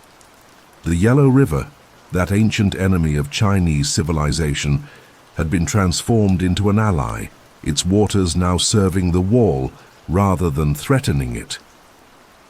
The emperor's conversations with the workers themselves provided the most memorable moments of the inspection. These men, hardened by a decade of unimaginable labor, spoke with quiet pride about their contributions to the great work. They showed him techniques they had developed, innovations they had created, problems they had solved through ingenuity and determination. In their weathered faces and calloused hands, the emperor could read the true story of his wall. Not a tale of imperial command, but a saga of human cooperation on an unprecedented scale. As the inspection continued westward, the emperor began to understand that he had created something far greater than he had originally envisioned. The wall was not just a military fortification, but a new form of civilization, a way of organizing human society that could span continents and endure for millennia. The hundreds of towns that had grown up along the wall's length, the roads that connected its various sections, the communication networks that allowed information to travel from sea to desert in a matter of days, all of these represented innovations that would transform not just China but the entire world. The final ceremony of the inspection took place at the wall's geometric center, where a special pavilion had been constructed for the occasion.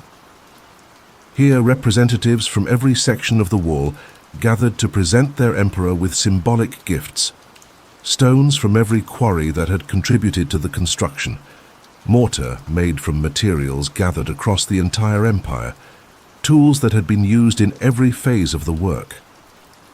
But perhaps the most meaningful gift was a scroll signed by representatives of every work crew that had labored on the wall, a document that contained the names of hundreds of thousands of workers who had contributed to the great achievement. Standing in the pavilion, surrounded by the representatives of his empire and looking out over the wall that stretched to both horizons, the emperor delivered a speech that would be remembered for centuries. He spoke of the vision that had driven the construction, the challenges that had been overcome, the sacrifices that had been made.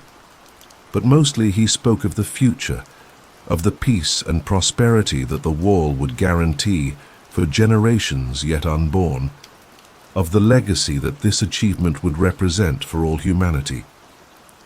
As the sun set on the final day of the inspection, painting the wall in shades of gold and crimson that made it seem like a river of fire flowing across the landscape, the emperor stood alone on the ramparts, contemplating what he had wrought.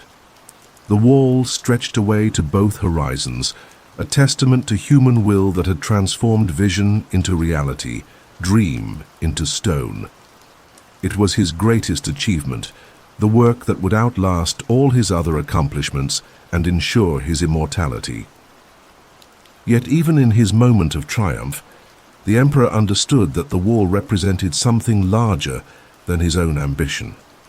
It was a symbol of what humans could achieve when they worked together toward a common goal, when individual sacrifice was offered in service of a greater purpose. The wall would endure long after he was gone, standing as eternal proof that human dreams, when pursued with sufficient determination, could indeed reshape the world. The Great Wall was complete, and with it the emperor's vision of an empire that could last forever. As the stars appeared in the darkening sky, each one seeming to approve of the great work spread out below, the emperor knew that he had achieved immortality, not just for himself, but for the civilization that had dared to dream on such a magnificent scale. In the depths of winter, when the year 210 BCE drew to its close like an old man settling into his final sleep, the Great Wall stood completed under a sky heavy with snow and prophecy.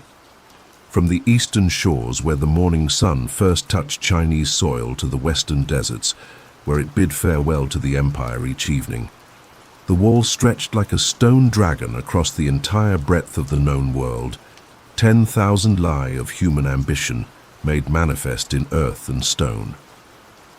The emperor who had conceived this impossible dream was dying. In his palace, surrounded by silk curtains and the whispered prayers of his physicians, the first emperor felt his strength ebbing like water from a cracked vessel.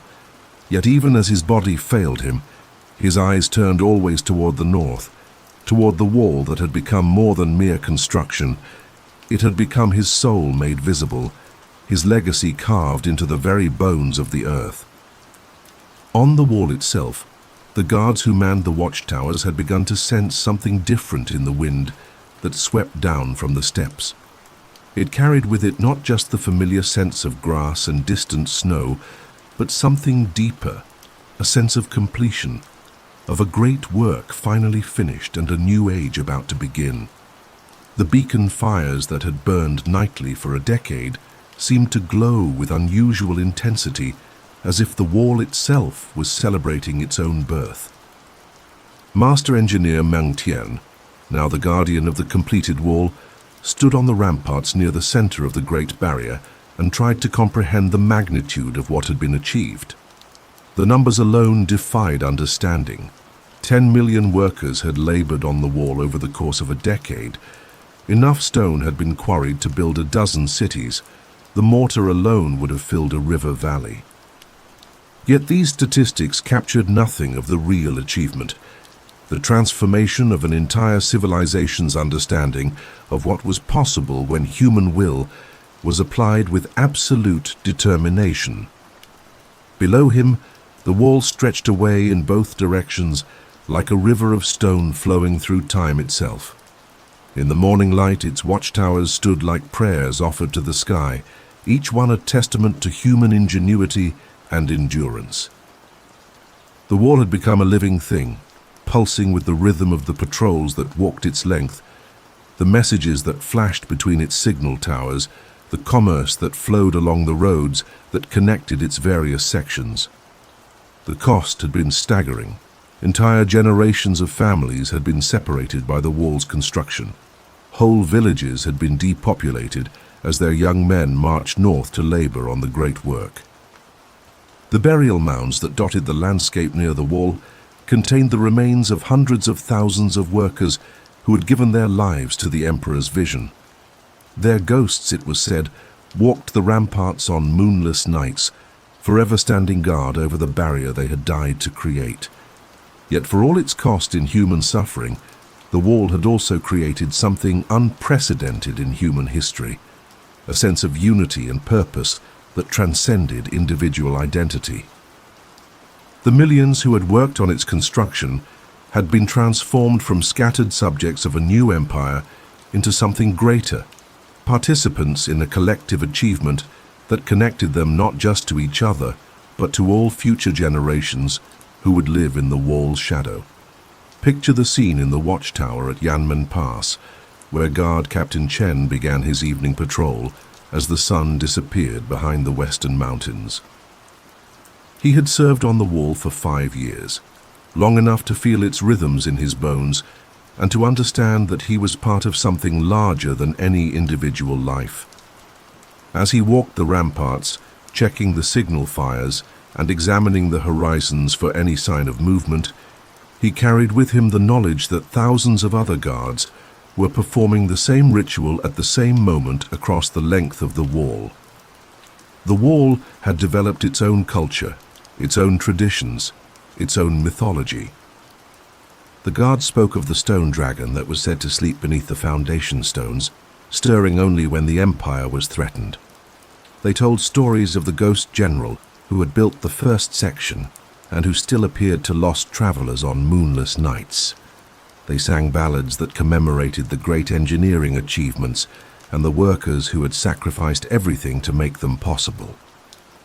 But perhaps the most profound change wrought by the wall was in the empire's relationship with the lands beyond its northern border. Where once there had been a fluid frontier marked by raids and counter-raids, alliances and betrayals, there was now a clear line that divided the settled world from the wilderness. The wall had not just protected the empire, it had defined it, creating a psychological as well as physical boundary that would shape Chinese identity for millennia to come. The nomadic peoples beyond the wall had been forced to adapt to this new reality. Some had accepted Chinese suzerainty and now served as allied guards along certain sections of the barrier. Others had moved westward, seeking new grazing grounds beyond the reach of Chinese authority. Still others had formed new confederations, united by their shared need to find ways around or through the Great Barrier that had changed the political landscape of Central Asia forever. As winter deepened and the emperor's health continued to decline, Messengers raced along the wall carrying news and instructions between the capital and the frontier. The wall's communication system had become the nervous system of the empire, allowing information to travel at unprecedented speed across vast distances. Military commanders, provincial governors, and court officials all relied on the wall's signal network to coordinate their activities and respond to threats or opportunities. The economic impact of the wall was equally transformative. The hundreds of towns that had grown up along its length had become centers of trade and manufacturing, connected by roads that carried goods and people across the empire with greater efficiency than ever before. The wall had not just protected Chinese civilization, it had accelerated its development, creating new opportunities for commerce, innovation, and cultural exchange. In the palace, as the emperor felt his life slipping away like sand through an hourglass, he called for his scribes one final time. The edict he dictated would be carried by the fastest messengers to every corner of the empire, but its most important destination was the wall itself. The message was simple but profound. The Great Wall was to be maintained forever, its watchtowers manned in perpetuity, its beacon fires never allowed to die. The wall would outlive its creator, becoming an eternal sentinel standing guard over Chinese civilization. The emperor died 3 days after the winter solstice, as snow fell gently over the empire he had unified and the wall he had built to protect it. The news traveled along the wall's communication network with the speed of thought, carried by signal fires that blazed against the winter darkness like fallen stars. At every watchtower, guards paused in their duties to offer prayers for their departed emperor, understanding that they were now the guardians of his legacy. But even as the emperor's body was prepared for its journey to the elaborate tomb that awaited him, the wall continued its eternal watch. The guards walked their patrols, the beacon fires burned through the night, and the great barrier stood unchanged, ready to face whatever challenges the future might bring. The wall had become independent of its creator, a living monument that would outlast dynasties and endure through the rise and fall of civilizations. As spring returned to the empire and new flowers bloomed among the memorial stones that marked the graves of the wall's builders, it became clear that something immortal had been created. The Great Wall was no longer just a military fortification or an expression of imperial will. It had become a symbol of human possibility, proof that when people unite in pursuit of a common vision, they can achieve things that seem impossible. The wall stretched on mile after mile, mountain after mountain, carrying with it the dreams and aspirations of the civilization that had built it. In its stones lay the sweat and blood of millions of workers. In its watchtowers burned the hopes of a people who had dared to imagine that they could build something eternal. In its very existence lay proof that human will, when properly focused and sustained, could indeed reshape the world. The Great Wall had become what its creators had always intended it to be, an eternal sentinel, standing guard over the dreams of a civilization and watching over the hopes of generations yet unborn. It would endure through the centuries, witnessing the rise and fall of dynasties, the coming and going of emperors, the endless cycle of human ambition and achievement.